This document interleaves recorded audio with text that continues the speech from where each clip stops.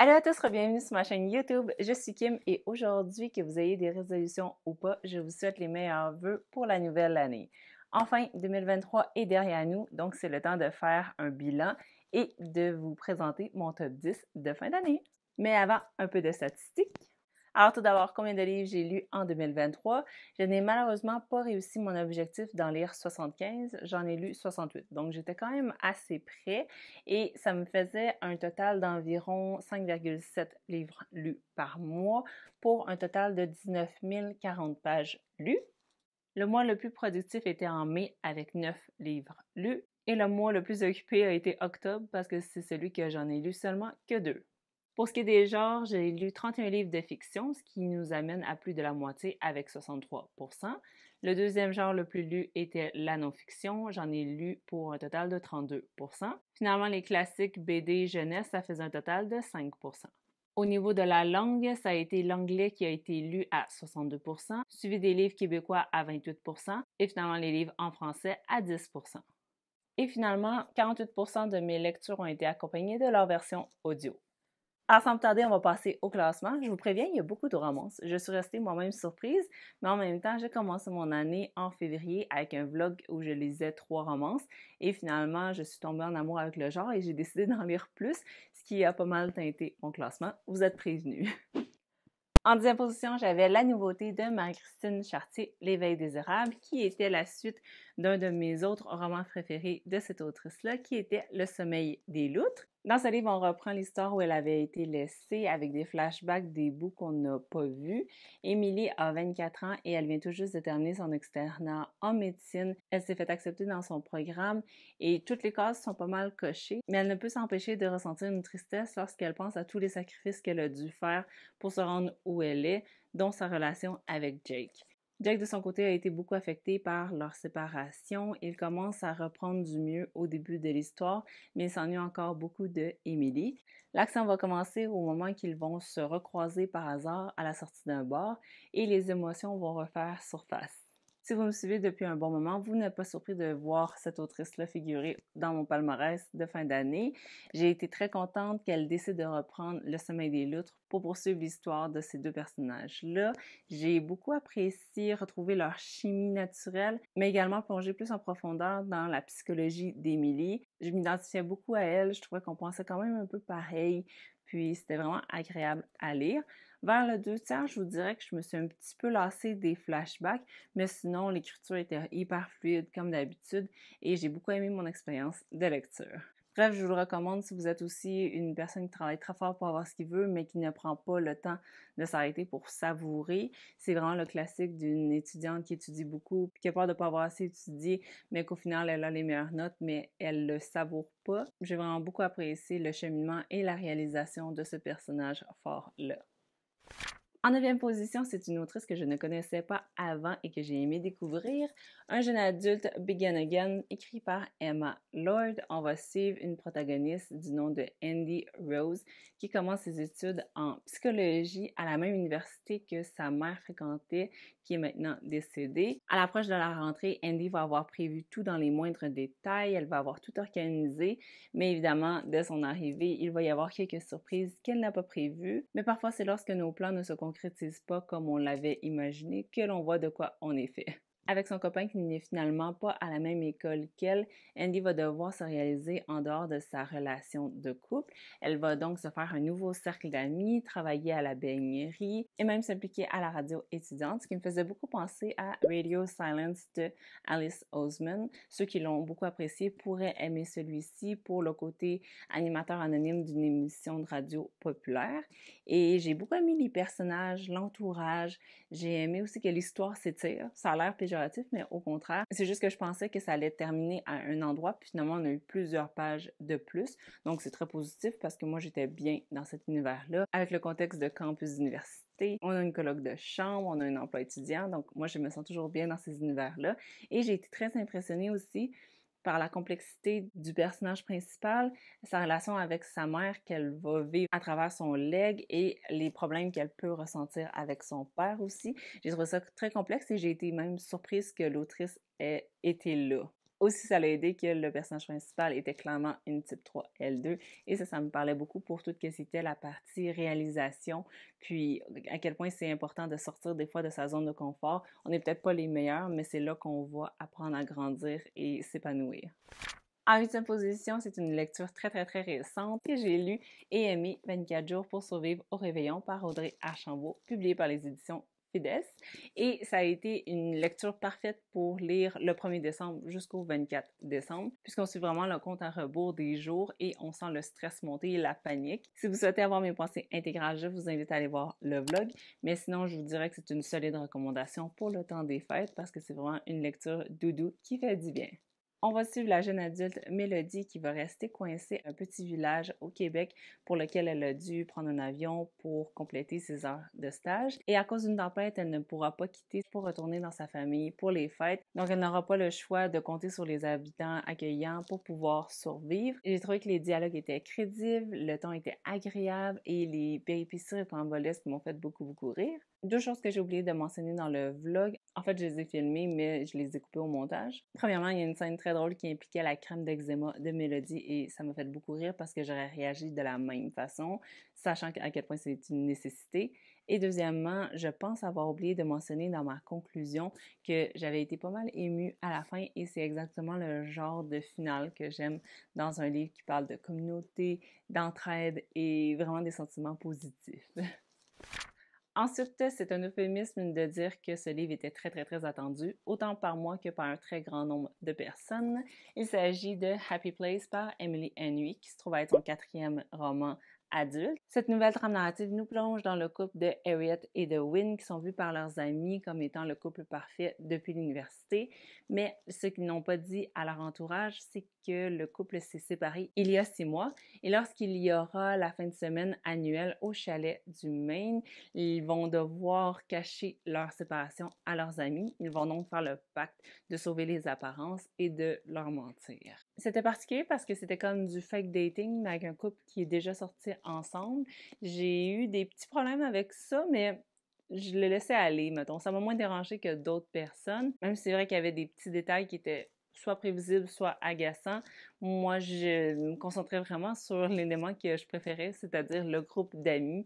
J'ai aimé que les 6 personnages étaient quand même bien creusés, surtout les personnages féminins. On s'intéressait autant à leur personnalité individuelle que leurs relations entre eux et ça m'a vraiment beaucoup plu.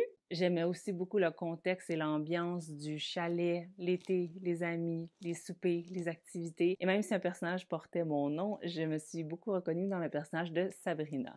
Donc, c'est un livre que je compte relire sûrement à un autre été parce que je l'ai bien apprécié et que j'aimais leur chimie et leur dynamique de gang. J'ai beaucoup aimé les réflexions que ça nous apporte autant sur la famille, mais surtout le bonheur en général. Est-ce que pour vous, c'est une personne, un endroit, une activité, une profession? C'est assez large et ça nous fait réfléchir à notre propre définition du bonheur, ce que j'ai bien apprécié. En 6e position, surprise, une autre romance. Donc, j'ai découvert La Plume de Christina Lauren cette année et j'ai bien aimé The Soulmate Equation qui était pour adultes. On va suivre Jess Davis qui est une mère monoparentale qui est passionnée et très douée en statistiques et elle mène une vie assez tranquille, solitaire avec seulement sa fille et son amie. Mais ça va changer dès qu'elle va découvrir l'existence de l'entreprise Genetically qui promet de trouver votre âme sœur avec votre ADN. Et donc, elle va être très intéressée à participer, même si elle ne s'attendait pas à avoir un score presque parfait avec son fondateur, le docteur Peña. Je l'avais lu dans le cadre de mon premier épisode de Combat de livres, une série que je compte poursuivre en 2024, et j'avais bien apprécié qu'il pose des questions sur les âmes sœurs, l'intervention de la science dans des sentiments humains. J'avais simplement trouvé qu'il était parfois un peu trop facile. Ça m'a pas énormément dérangé, mais mettons que j'aurais une petite critique à faire, ce serait ça. Si vous avez le goût de lire une romance quasi parfaite, go. C'est juste que le gars, je le trouvais un petit peu trop parfait, puis je trouvais que ça manquait un peu de réalisme, même si c'était le fun à imaginer. Même la longueur de l'épilogue, je trouvais qu'on l'étirait beaucoup. Ça devenait quasiment exagéré, trop peaufiné, mais en même temps, c'était très cute. Donc, Rendu à mon top 5, donc en cinquième position, il s'agit d'un livre dont j'ai parlé vraiment souvent quand même sur ma chaîne, The Marriage Act par John Marrs. Donc je passe quand même assez rapidement puisque j'ai déjà fait un vlog consacré et je vous en ai parlé il y a quelques jours comme étant une de mes meilleures lectures achetées. Cet auteur-là, il y a toujours une prémisse qui est accrocheuse. Là, cette fois-ci, il nous propose une société dystopique, donc dans un futur proche qui se passe en Grande-Bretagne, où le mariage est obligatoire. Si tu le fais pas, tu renonces à plein d'incitatifs et de privilèges offerts par le gouvernement. Et la trappe, c'est que si tu le fais, tu risques de te faire écouter presque constamment par le gouvernement. Si tu te chicanes avec ton partenaire, ils le savent et ils t'envoient des alertes pour te dire de baisser ton ton. Et ça va tout être lié aussi au statut social d'une personne. Le divorce, c'est comme extrêmement tabou. Donc, c'était vraiment intéressant. J'ai trouvé que le début commençait avec un bang. Donc, c'est vraiment très accrocheur. Il y avait vraiment l'aspect thriller aussi qui te donnait envie de savoir qu'est-ce qui allait se passer, comment ça allait finir. On saute dans plusieurs perspectives qui nous permettent d'explorer plusieurs couples, plusieurs personnages qui abordaient une thématique différente de cette nouvelle réalité-là. Je l'ai lu en vacances, donc en moins de 2 jours. J'ai trouvé ça excellent. J'ai trouvé qu'il y avait plein de réflexions et questionnements que j'avais, que j'ai notés, et donc j'en garde un très bon souvenir et je le recommande. Le quatrième, c'est un nouveau favori. C'est une romance contemporaine par une autrice que vous avez déjà vue. C'est Christina Lauren, Love and Other Words. J'ai adoré me plonger dans la relation entre Elliot et Macy, qui est vraiment, vraiment mignonne. On va suivre 2 lignes du temps. Celle du présent où ce que les 2 protagonistes ne se parlent plus, ils ne se voient plus. Ils sont quasiment des étrangers l'un pour l'autre et ça te brise le cœur parce que tu as des retours dans le temps où ce qu'ils sont adolescents alors qu'ils avaient encore une belle relation. Ils avaient leur monde à eux, c'était vraiment cute, il y avait des livres d'impliqués, ils avaient vraiment une belle chimie. C'est vraiment dynamique d'apprendre à les connaître avec les sauts dans le temps, puis on comprend à mesure que la ligne du temps avance qu'ils se sont perdus de vue à cause d'un événement dont la vérité n'a pas été révélée jusqu'à présent. On peut parler une seconde de la magnifique couverture qui m'a vendue et non l'original qui était plutôt ordinaire. Celle-ci, elle contient toutes les choses que j'aime avec plein de couleurs et un fini glossy et les lettres sont même embossées. Bref, j'ai adoré cette histoire que j'ai dévorée en une journée, comme je vous l'ai dit, avec la version audio. J'ai trouvé très adulte par moments. Je sais pas si c'est à cause qu'on voit des retours dans le passé lorsqu'ils étaient ados. Je pensais que le roman était plus jeune adulte, mais avec les sauts dans le présent, où ce qu'il y avait des scènes épicées, où ce qu'ils étaient plus adultes. J'ai vraiment été surprise.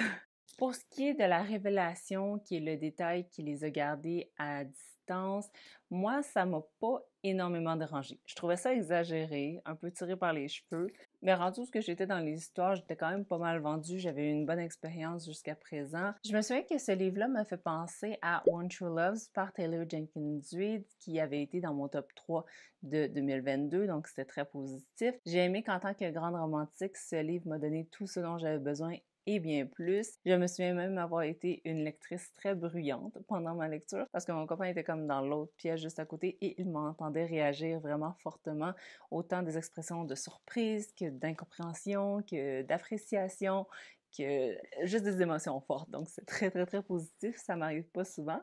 Ensuite, 2023 a été l'année que j'ai découvert cette nouvelle autrice. Il s'agit de Colleen Hoover avec Ugly Love, qui a été ma première lecture. J'ai beaucoup apprécié parce que ça a été ma première incursion dans son œuvre et ça commence directement. Alors, l'action débute lorsque Tate Collins va faire la rencontre du pilote Miles. Ce ne sera pas exactement l'amour instantané puisqu'il va faire une assez mauvaise impression, mais au fur et à mesure qu'ils vont se côtoyer, ils vont pas être capables de nier qu'ils ont une attraction et une chimie. Et ils vont commencer à se fréquenter à cause des événements. Miles va accepter de poursuivre à 2 seules conditions. Premièrement, elle n'a pas le droit de poser des questions sur le passé. Et deuxièmement, elle ne doit pas s'attendre à un futur. Tate accepte ces conditions-là en se disant qu'elle va être capable de tenir, mais ça va être plus dur à faire qu'à dire. Ce livre m'a vraiment, vraiment rentré dedans parce qu'on dirait qu'à cause de la renommée de l'autrice, je m'attendais à quelque chose de plus léger que ça. Et au contraire, la partie ugly porte bien son nom, même si elle arrive plus tard et j'ai aimé beaucoup les deux perspectives aussi. On est à la fois dans la perspective de Tate et de Miles, donc je trouve ça assez intéressant, surtout qu'on sentait avec les flashbacks qu'on apprenait mieux à le connaître parce que c'est pas une personne qui parle beaucoup. Donc j'ai beaucoup apprécié jusqu'à quel point on allait gratter dans son passé, à quel point ça définissait son présent et c'était vraiment saisissant. Pour la position 2, je vais tricher un petit peu et vous proposer deux titres puisqu'ils se suivent. It Ends With Us et It Starts With Us par Colleen Hoover. Je vous l'ai dit, ça a été l'année que je l'ai découverte et ces romances ont vraiment fonctionné avec moi. Dans It Ends With Us, on va faire la rencontre du personnage de Lily Bloom qui travaille très fort pour avoir la vie à laquelle elle aspire. Elle va ouvrir sa boutique de fleuriste lorsqu'elle va rencontrer un neurochirurgien du nom de Ryle. Et quelques temps après leur rencontre, ils vont se voir un peu plus souvent et commencer à se fréquenter. Donc, ils vont avancer tranquillement dans leur relation et soudainement, sa vie difficile semble être trop belle pour être vraie, mais elle va tranquillement apprendre à connaître Ryle et ils vont bâtir leur couple. Puis plusieurs événements difficiles vont survenir qui vont venir un peu menacer tout ce qu'elle a bâti avec Ryle. Il y avait un trauma-avertissement pour la violence conjugale avec ce livre-là. Je le savais pas longtemps avant ma lecture, mais je m'attendais pas à ce que ça prenne autant d'ampleur que ça en a pris et ça m'a vraiment secouée. Il y avait des bouts qui étaient tellement cute, d'autres qui étaient vraiment crève-cœur, donc c'était pas une lecture très facile à lire, je dirais, mais elle contenait vraiment de très belles phrases, une très belle perspective. J'ai trouvé les personnages complexes, forts, intéressants et j'ai vraiment beaucoup pleuré, j'ai embarqué dans les émotions et ça brassait beaucoup d'émotions. Pour ce qui est du deuxième, je l'ai lu en plein été et j'ai adoré cette lecture bonbon. C'était pas 100% bonbon parce que ça traitait quand même de sujets lourds, mais c'était un peu plus léger et ça faisait du bien de voir les personnages continuer leur vie où ce qu'on avait laissé la première histoire. Je l'ai lu en moins de 24 heures et j'ai vraiment embarqué dans la perspective d'un nouveau personnage qui était dans le premier livre. Je veux pas rien révéler, donc je suis très mystérieuse, mais j'ai beaucoup apprécié cet aspect-là parce qu'on pouvait aller un peu plus dans la psychologie, dans les souvenirs, dans sa perspective aussi des événements. Donc, j'ai beaucoup apprécié ça. J'ai beaucoup apprécié aussi ne pas avoir eu beaucoup d'attentes entre la publication du premier livre et de celui-là parce que les fans ont attendu plusieurs années. Il n'était pas censé avoir de suite, mais moi, j'ai lu le premier livre en mai et le deuxième en juillet. Donc, c'était vraiment très rapide et j'ai adoré me replonger dans cette histoire-là. J'ai trouvé que c'était parfait justement parce que tout était frais dans ma mémoire. Quoique, si jamais le premier livre, vous l'avez lu il y a longtemps, l'autre vous rappelle tout ce que vous avez besoin de savoir. J'ai aimé que la famille soit vraiment le thème central de ce livre-là. Elle dit plein de vérités comme même si tu es né dans un certain contexte avec certaines personnes, c'est pas eux qui vont définir ta famille. Et en tant que personne adoptée, ça me parlait vraiment beaucoup. Et c'est encore une fois des belles phrases sur le sujet de la violence conjugale, mais aussi juste sur des amours naissants. Il y avait vraiment beaucoup de formulations très bien écrites et mon cœur a fondu à plusieurs endroits. Juste avant de passer à mon coup de cœur numéro 1, je voulais faire mes mentions honorables. Donc, il y avait Normal People par Sally Rooney. C'était un contemporain plus adulte que jeune adulte. Et je ne sais pas si vous allez être d'accord avec moi, mais la dynamique entre les deux personnages principaux me fait beaucoup penser à celle des personnages de Sadie et de Sam dans Tomorrow, Tomorrow and Tomorrow, que j'avais apprécié, mais c'était pas un coup de cœur pour moi. Ensuite, il y avait Saga, le volume 11. C'est une série de romans graphiques qui est vraiment très intéressante et le volume 10 m'avait un petit peu déçue par rapport à d'habitude, mais le volume 11 m'a vraiment reconquise et j'ai vraiment hâte à la suite. Et finalement, Our Broken Pieces par Sarah White, que j'avais beaucoup apprécié aussi, qui est une romance jeune adulte. Alors on y est, l'autrice qui a gagné la première position est celle qui a remporté pas une, pas deux, mais bien 3 positions dans mon top 10 de 2022, en plus de récolter 2 mentions honorables. Il s'agit de ma préférée, Taylor Jenkins Reid. J'ai absolument adoré me plonger dans le mariage de Lauren et de Ryan qui atteint un point de non-retour qui est vraiment dans une impasse et donc le couple va proposer un arrangement peu conventionnel, celui de vivre séparés pendant 1 an.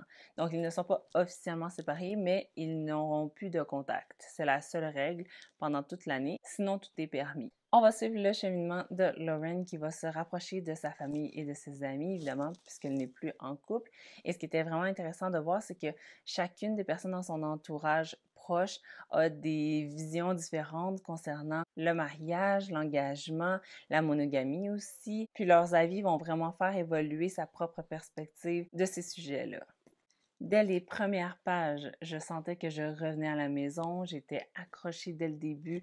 On voit les premiers balbutiements de leur relation et c'est contrasté avec le présent où ce que rien ne va plus. J'ai beaucoup apprécié les différentes perspectives aussi. Il y en avait des plus modernes, d'autres plus traditionnelles et chacun des personnages avait leur importance, leur avis, incarnait une expérience différente. Alors, je trouvais que ça couvrait plusieurs aspects de la même question. À ce jour, je pense encore aux réflexions que j'ai eues en lisant le livre, puis c'était tellement fort que à la fin, j'étais même plus intéressée de savoir si elle allait revenir ensemble ou pas. J'étais juste comblée par mon expérience lecture qui était très participative parce que chaque fois qu'un personnage mettait un avis ou un commentaire, je me remettais en question, est-ce que moi je suis d'accord avec ça ou pas? Puis il y avait toujours de belles phrases et bien sûr une vision qui était très intéressante à découvrir. Bref, j'ai super envie de le relire et j'aimerais que plus de gens le découvrent afin qu'on puisse échanger ensemble puisque ce sont de vraiment très bons sujets de conversation. Alors voilà, c'était mes 10 coups de cœur de l'année, les livres qui m'ont le plus marqué et dont je garde le meilleur souvenir et que je recommande le plus aux gens. 2023 était pas mal une année romance, mais qu'est-ce que tu veux, c'est ça qui est ça. C'est ce qui m'a plu cette année-là. J'avais envie de lecture douillette et confortable qui me faisait vivre des émotions guéries. J'aime ça être au bout de ma chaise puis vraiment root pour les personnages que j'aime. Pour 2024, j'ai l'impression qu'il va y avoir beaucoup de non-fiction. Si je me fie à mon top 11 des livres que j'aimerais recevoir, je pense que la thématique, ça va être d'apprendre de nouvelles choses. En terminant, j'aimerais savoir si vous avez déjà lu l'un de ces 10 titres ou si je vous ai donné envie de lire l'un d'entre eux. Si oui, lequel ou lesquels. Merci de m'avoir écouté sur ma chaîne Hello Kimi et merci de m'avoir suivi dans mon Vlogmas, le premier avis en 2023 qui, je trouve, clôt bien l'année. En terminant, encore bonne année 2024 et je vous souhaite à tous de merveilleuses lectures. Bye bye, à bientôt!